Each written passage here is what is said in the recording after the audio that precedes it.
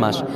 কোনো ব্যক্তি যদি রমজান মাসে দুপুর 12টা যখন বেড়ে যাবে, দুপুর 12টা বেজে যাওয়ার পরে মানুষগুলো তখন যদি আল্লাহ তাআলার এই খাস নামটি 7 বার পড়তে পারে, আমার আল্লাহ তার সব দোয়া কবুল করে দিবেন। কি অবস্থায় আছেন আপনি?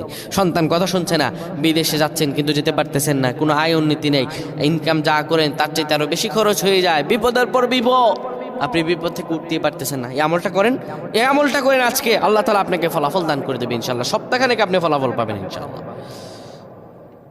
যখন দুপুর 12টা বেজে যাবে, আপনি তখন কোনো মসজিদ কিংবা ঘরের একটি কোনায় বসে যাবেন, যায় নামাজ বিছিয়ে বসবেন। এরপরে আপনি 10 বার দুরূদ শরীফ পড়বেন। এরপরে আপনি 7 বার পড়বেন আর রহমান আর রহমান আর রহমান।